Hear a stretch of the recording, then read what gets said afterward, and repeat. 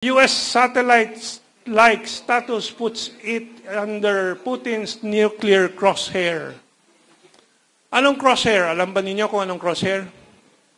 Pag kayo'y sumisili po sa bullseye targeting, lens, may cross po doon. At yung nasa sentro po, yun ang target. Yun ang ibig sabihin ng crosshair. Dalawang guhit na nakakakross. At isisentro mo yung target sa gitna. Ang presidente ng Russia po ay nagsalita na. Dahil po dyan sa mga Typhoon missiles na yan, missile launchers na yan, ang Pilipinas po ay nalalagay sa crosshair. Yan po ang ebidensya natin na tayo ay nilalagay sa peligro nitong mga ginagawa ng Bongbong Marcos administration, kasabot po ang Amerika. Napilitan sila dahil sa sigasig ng ating mga tumututol at lumalaban diyan na sabihin na hindi, tatanggalin ng mga Amerikano yan matapos ng balikatan military exercise.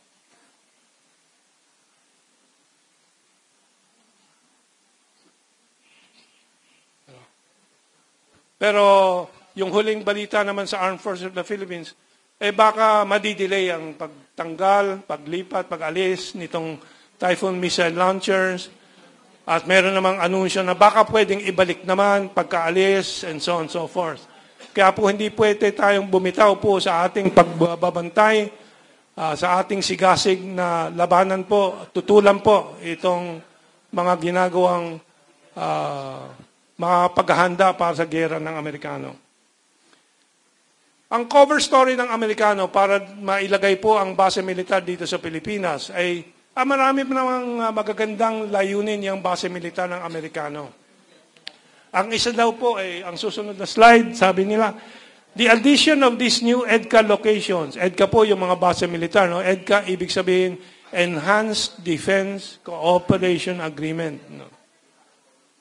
Will allow more rapid support for humanitarian and climate-related disasters in the Philippines. Makakatulong naman daw itong mga base militar dahil pag may sakuna, tulad ng mga baha, tulad ng mga lindol, agad-agad darating ang tulong ng Amerikano.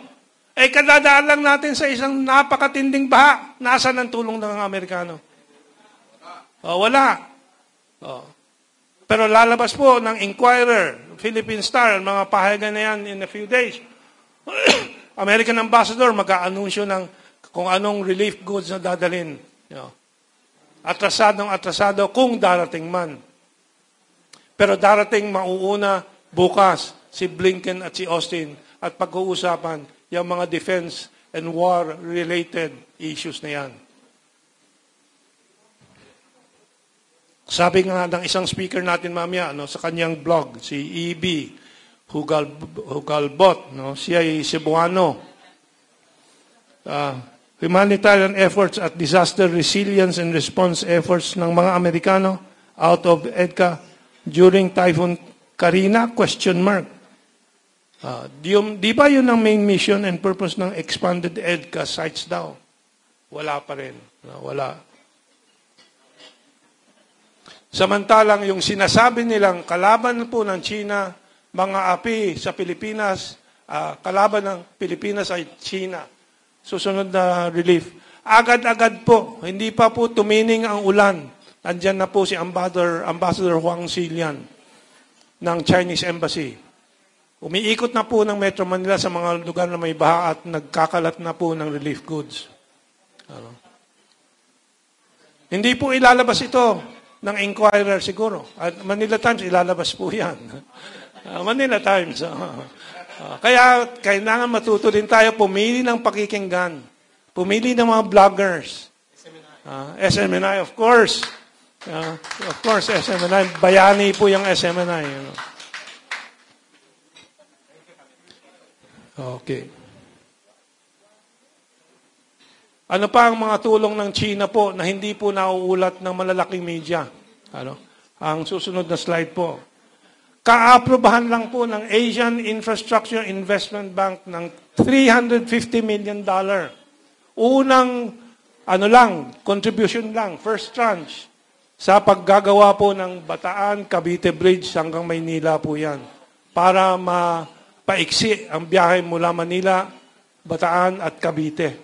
Kasi hindi ba katakot-takot ng traffic pag coastal road ang daan? Oh.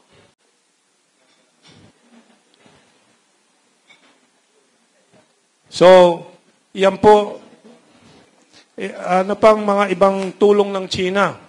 Baka kung may mga taga Makati rito, meron ba? Oh, Makati. Oh. Dati may tulay po doon sa Australia, doon sa may Rockwell, di ba? Oh. Oh, ngayon yung puyat yun, pero yung tulay po, na dati sa baba makikita niyo yan po, kayang karag-karag na tulay po. Ngayon ang bagong tulay po doon sa Australia Pantaleon Bridge na tawag ay sementado na, napakaganda. Si Duterte at si Ambassador Huang Xi nag-inaugurate po. Yan po ay isa sa dose ng mga proyekto. Alam po ninyo, may mga lugar ba dito sa Metro Manila, may mga taga-lugar ba ng Metro Manila dito na nawawalan ng tubig? Kasi marami pang lugar na nawawalan ng tubig dito, servisyo ng tubig. Ang China po may donasyon na tinatawag na Kaliwa Dam. Kaliwa Dam na magbibigay po ng 600 million liters per day kada araw at dagdag na 600 milyong litro ng tubig inumin para sa Metro Manila. Ito pong susunod, no? Sa Davao, may bagong tulay na ginagawa. Sir, next slide. Yan po. 3.126 billion pesos Bukana Bridge in Davao. Sinong taga Davao dito? Yun. Pero yan, gawa daw ng kaaway ng Pilipinas. Yung lahat na yan, kaaway ng Pilipinas, ang China. Ibigan ng Amerika. Yan. Maalala niyo, nung nagka-COVID-19, nagkakandara pa po si Presidente Duterte maghanap ng baksin para doon sa bakuna ng ating mga kapwa Pilipino. Nangako ang Pfizer at Moderna.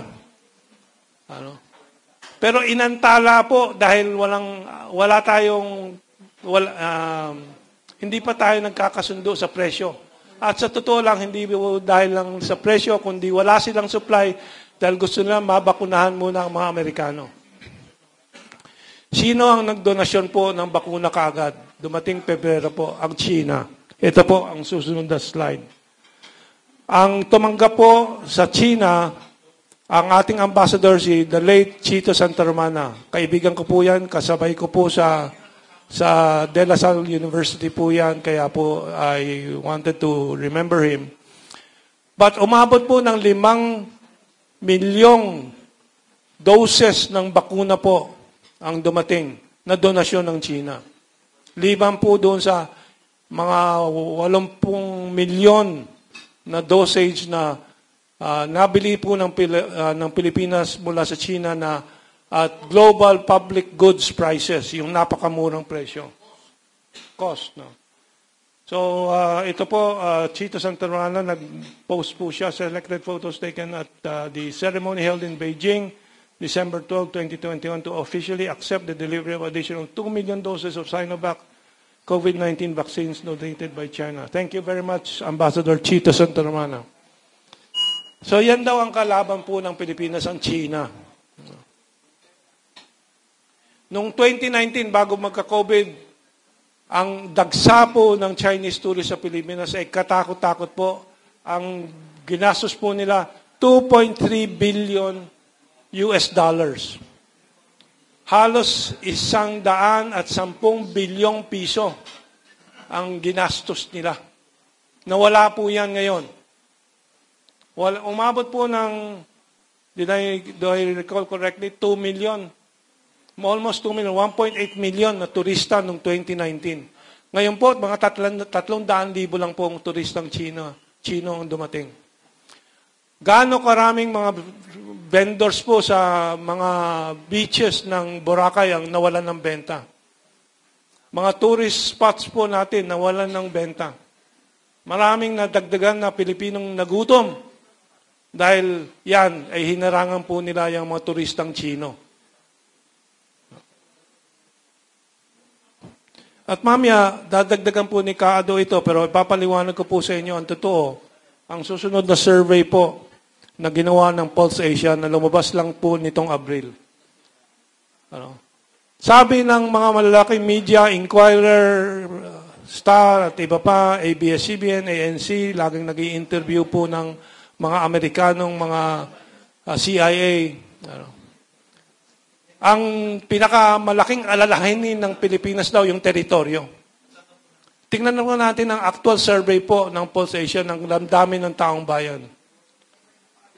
5% lang, 5 sa 100 Pilipino ang nag-aalala tungkol sa territorial dispute sa China. Ang 95% po ay tungkol sa taas ng presyo. Taas ng presyo ng bigas. Criminality, korupsyon sa gobyerno. Nawawalang flood funds na 1.2 trillion ata na laban sa baha, na wala namang napipigil na baha. Yan ang mga alalahanin po ng Pilipino.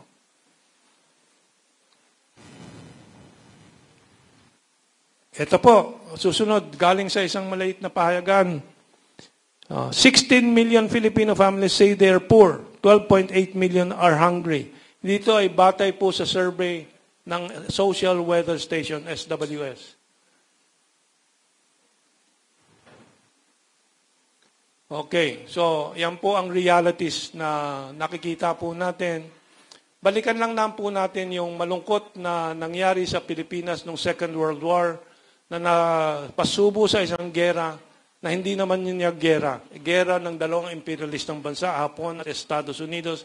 Pero ang Estados Unidos po, ni isang buhok po ng kanilang bansa po ay halos walang nalagas. Kumpara sa Pilipinas. Ito po ang susunod na slide. That is the Battle of Manila. Durog po ang Manila. Yan ba ang gusto nating mangyari? Ayaw natin yan. Napakalinaw. Oh. Ito naman po ang nangyari sa Japan. Sa susunod, sa Hiroshima po ito. Buong syudad ng Hiroshima na flatten, na flat. Nagasaki naman ang susunod na larawan. Nagasaki. Yan po siguradong mangyayari sa Tuguegarao. Ayaw ko sa Maynila. Iiwasan siguro ng China na tirahin ng Manila kasi maraming Chinoy din dito. Kamag-anak din nila. Pero seryoso po yan. Cebu, male-level po yan. Bakit? May base militar ng Amerikano dito. Doon. Airbase pa. Cagayan de Oro, papatag po yan, mauubos po yan. Siyempre, kung hindi gaganti, uunahan ng China bago sila naman ang tamaan ng nuclear weapons ng Amerikano. Kaya po, ang conclusion, last slide, yung first slide, no to US BBM war, no to EDCA bases. Kailangan masigasig po tayo na ating labanan po itong mga base militar na to.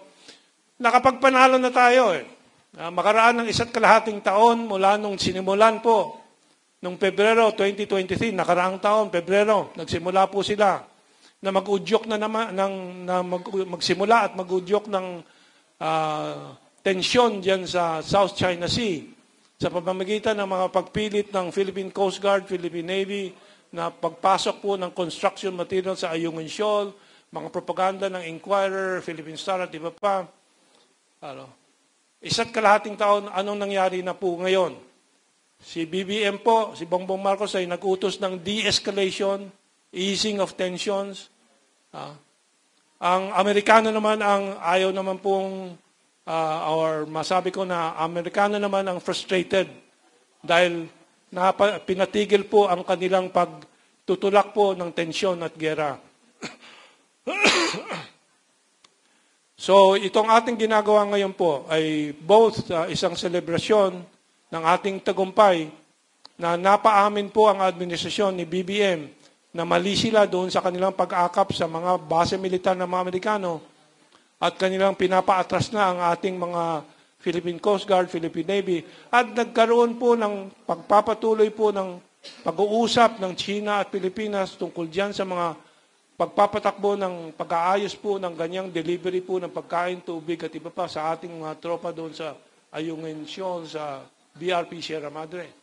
So, Nagkaroon nung 27, 28 tayo ngayon, 29. 2 days ago, nagkaroon ng delivery to BRP Sierra Madre ng mapayapa. Walang problema. Ano? Bakit? Nag-uusap kasi ang Pilipinas at China. Inaayos yan. Para meron tayong ibang mabuksan naman na maganda. Pagbabalik ng mga proyekto na tulong ng China sa Pilipinas. At pangunahin po dyan, yung sanang pagbabalik po ng kasunduan na magkaroon ng joint oil and gas exploration and exploitation sa pagitan ng Pilipinas at China. Na naudlot po dahil po sa mga American boys na naman dito sa mga pamahalaan natin pong nakaraan at sa kasalukuyan. Kung yun ay matuloy na po at tayo magtagumpay na itulak po itong proyekto na ito, nag-oil and gas joint venture, makaraan ng 2-3 taon, meron na tayong sariling langis natin, natural gas natin, may cash pa po tayo. Bakit hindi gawin po ni Bongbong Marcos? Dahil ayaw po ng Amerikano at pinipigilan din siya na matuloy itong mga proyekto sa China. Kaya tayo po ang pag-asa ng bayan. Marami pa po na may papaliwanag, pero siyempre itong ating ibang mga kasama po ay handa na rin dagdagan po ang ating sinimulan. So, malinaw po, number 1, ito ay continuation ng ating sinimulan noong nakaraang taon. At hinihintay pa rin natin si RJ, no? Dahil yung marcha po nila ay hindi pa nakakarating. Pangalawa, ulit, ako'y nagpapasalamat sa lahat ng mga masigasig na information workers, sa ating mga vloggers, sa ating mga pahayagan tulad ng Manila Times. SMNI, of course, the hero of the situation in the country. Wow, very good. Ang laking sakripisyo po ng SMNI. Thank you. We should not fail to mention Brother Kibuloy, Apollo Kibuloy, na nagsasakripisyo. Dinidiinan ng Amerikano po si Kibuloy dahil po sa kanyang matatag na paninindigan para sa kalayaan po ng bansa po natin. Tama. Soberenya ng bansa po natin. So with that, maraming salamat po. I hope my explanation has helped you understand more.